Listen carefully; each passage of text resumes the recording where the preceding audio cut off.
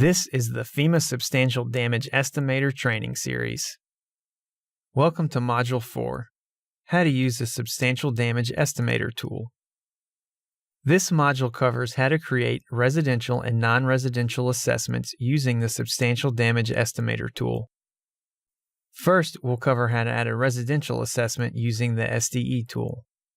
Either click the Add New Residential Assessment icon on the home page, or navigate to the toolbar, click File, then Add New Residential Assessment. Both options bring up the same screen. If property records have been imported, you will see a list of all residential property records in the SDE database. You should select the property record that matches the structure you are assessing and click Use Selected Property. If you want to create a new property record for the assessment, then you should click New Property. This screen also offers you the option to preload the assessment with default values if you have entered default values in SDE. If a new property record was selected for the assessment, the Address tab will not contain any data and you must fill out as much information as possible. If an imported property record was selected, then some of the fields will be populated. You have two options to save an assessment. Either the Save button in the top right corner can be clicked, or you can navigate to the top left toolbar, click File, and then Save. Once the assessment is saved, a window containing errors and warnings will pop up. It is required that you address any red or yellow errors. You can go back into the assessment by clicking Address Errors, Warnings, and populate or correct the data fields that are marked by red and yellow push pins.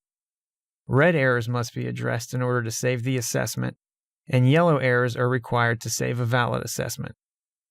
Within the Address tab, only certain fields are required for a valid assessment. The first 5 data fields in the top left corner are not required, although a community may want the information populated if it is available. The Nfip community ID and community name are required. If you do not know this information while performing the assessment in the field, it's recommended that a dummy value or placeholder be used to flag the field. You should record latitude and longitude to a minimum of 5 decimal places in the field. These values are required, and it is recommended that the coordinates be captured as close as possible to the front door of the structure. If property records were imported, then many of the fields in the structure address column will be populated. If not, you should populate the column with whatever data can be collected in the field. Phone numbers are not needed unless the community requests this information be captured. If a homeowner provides a mailing address that differs from the building address, you can record this information in the mailing address column.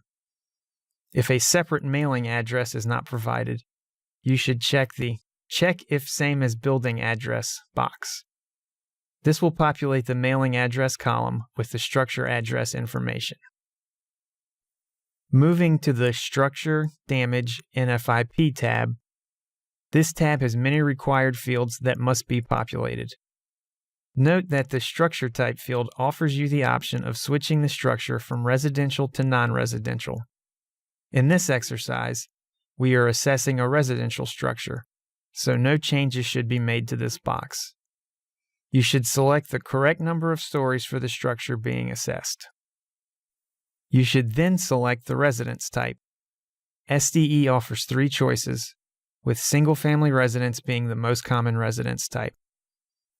The next data field requires you to select a foundation type. The illustration shown demonstrates the 6 most common foundations in residential construction. Foundation types vary geographically. For instance, slab-on-grade foundations are very common in the southern U.S., whereas basement foundations may be the most common in the northern U.S. The Superstructure data field offers you 4 choices. Most homes in the U.S. are stud-framed, although you may occasionally encounter a common brick or masonry home. If superstructure type is unclear, You can record your observations in the structure information text field. You can choose from 4 roof covering types. If the structure has 2 different types of roof covering, select the type that covers the majority of the structure and make a note in the structure information box. The most common roofing type in the U.S. is asphalt shingles. Selecting an exterior finish is similar to selecting the roof covering. If the structure has 2 different types of exterior finish, select the type that covers the majority of the structure and make a note in the structure information box. In the U.S., siding or stucco and brick veneer are the most common exterior finish types. The final structure attribute you must select is whether the structure has an HVAC system. If no heating, cooling, or ventilation system is observed, then you should select none and note this in the structure information box. Year of construction may have been imported as part of the property record. If this field is not populated, you should estimate the decade in which the structure was constructed. The quality field refers to the structure's pre-disaster construction quality. This can be difficult to determine without conducting a more detailed inspection. It is recommended that average be selected since this field does not affect the final damage estimation.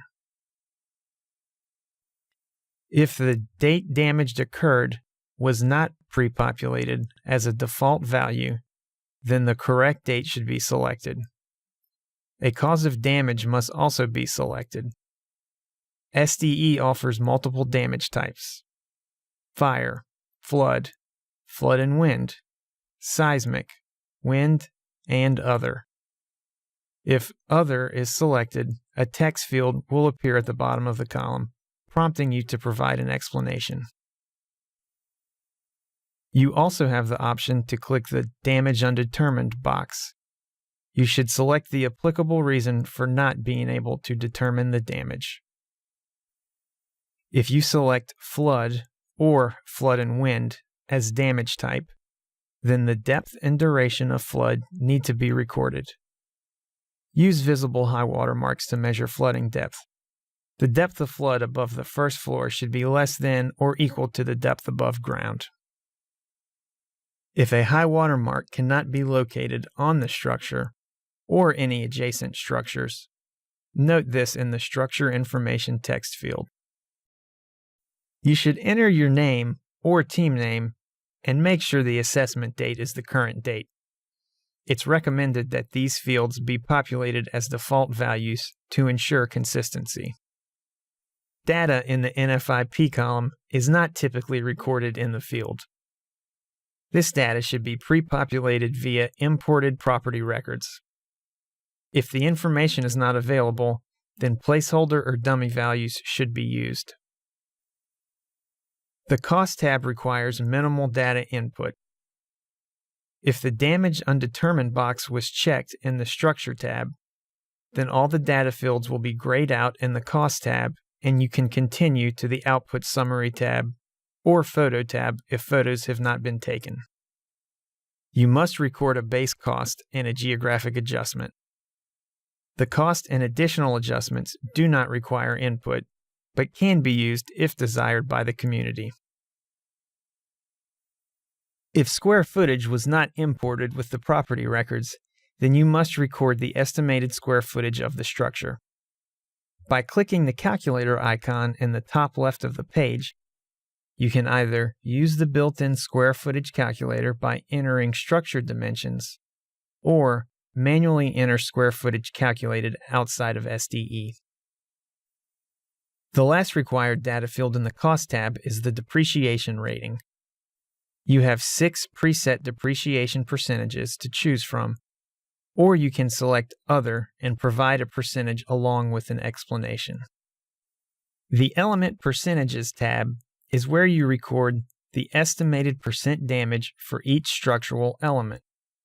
If the Damage Undetermined box was checked in the Structure tab, then all the data fields will be grayed out in the Element Percentage tab.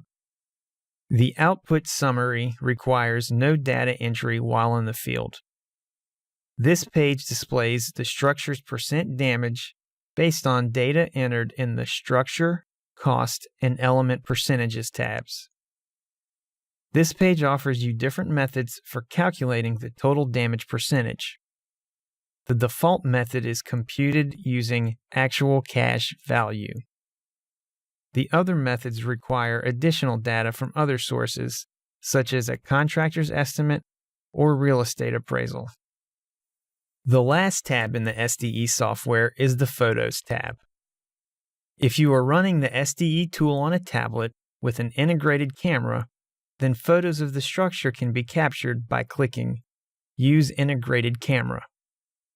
If the device does not have an integrated camera, then photos can be uploaded to SDE by clicking Select Photos to Upload, navigating to the location of the photos, and selecting the image captured of the structure. A minimum of 2 photos is required by SDE. Photos should be taken from the sidewalk or street to capture the front elevation and from the side to capture the remainder of the structure. 2 additional photos may be used to capture any unique damages that may not be visible in the other photos. It is recommended not to exceed 4 photos. Now, we will walk through adding and creating a non-residential assessment. Non-residential assessments differ slightly from residential assessments. You can either click the Add Non-Residential Assessment icon on the home page, or via the toolbar in the top left corner of the screen. The same screen with imported non-residential assessment properties will appear where you can choose an existing property record or add a new assessment using a new property record. The Address tab for non-residential assessments is identical to the Residential Assessment Address tab, so we will jump ahead to the Structure tab. The Structure Attributes column differs from residential structure attributes in multiple ways. The number of stories selected will determine which structure uses you can select. The only other structure attributes that are recorded are whether the structure has a sprinkler system and if any conveyance, such as an elevator or escalator, is located within the structure. The structure information box should be used to record any discrepancies between the selected attributes and the actual structure. The damage information and Nfip columns require the same data as a residential assessment. The Element Percentages tab for non-residential assessments only contains 7 structure elements. Just like in a residential assessment, if the Damage Undetermined box was checked in the Structure tab, then all the data fields will be grayed out in the Element Percentages tab. You should record estimated percent damages for each element based on what is observed in the field. We will now cover how to import SDE data into the SDE tool. This is for importing an existing SDE database that contains property records and assessments. If you have SDE data in the tool that should not be combined with the SDE data you wish to import, then you should clear this data from the database within the SDE tool. The bottom right-hand corner of the SDE homepage displays the number of property records and assessments currently in the SDE database. To clear the SDE database, you should navigate to the Database Functions feature on the toolbar and select Delete All SDE Data. A window will pop up with options for deleting different data. Check the box next to Delete All SDE Data and click Delete. The SDE tool will then prompt you to verify that the data should be deleted. Keep in mind, this action cannot be undone. The data should always be backed up before performing this operation. Once verified, the property and assessment count in the bottom right-hand corner should reset to 0. You now have a blank SDE database in the tool and can begin the import process. From the home page, you should click Import Export Functions and then select the Import SDE Data feature from the pop-up window. Once the Import SDE Data window is open, you should click Select Directory and navigate to the folder that contains the SDE data. This folder should contain a JSON file and a Photos folder. Click OK. A list of properties and assessments should appear on the screen. You can either check individual property records and assessments, or click Check All to check all records. Once the desired data has been selected, click Import. A pop-up window will appear stating that data has been successfully imported. Click OK. Once you return to the home page, the property and assessment count will appear in the bottom right-hand corner. If you want to transfer SDE data to another user or device, you can export the SDE data for re-importing into another copy of the SDE tool. Keep in mind that any errors or incomplete data that exist in the SDE tool will exist in the exported SDE data. It is recommended to address these errors and incomplete assessments before exporting to prevent potential errors when re-importing the data. You have two format options for exporting SDE data. Exporting to Excel creates a spreadsheet that contains all the selected records and data associated with those records. This spreadsheet cannot be imported into SDE. Exporting the SDE data creates a folder that contains all SDE data and associated photos, which can be re-imported into the SDE tool. Exporting to Excel is commonly used to QA/QC SDE data and also used as a quick reference source when working with SDE results. From the home page, you should click the Import/Export Functions feature, then select Export Files to Excel. All SDE records in the database will populate the table shown. You should click Export in the top right corner. Select the location for the Excel export and click Save. An Excel file containing all SDE records should appear in the selected location. Exporting the SDE data will create a JSON file that contains all the property and assessment records in the SDE database. A Photos folder is also created, containing all the photos that have been attached to assessments. From the home page, you should click the Import/Export Functions feature, then select Export SDE Data. At the top of the Export SDE Data page, you have the option to apply multiple filters to the data.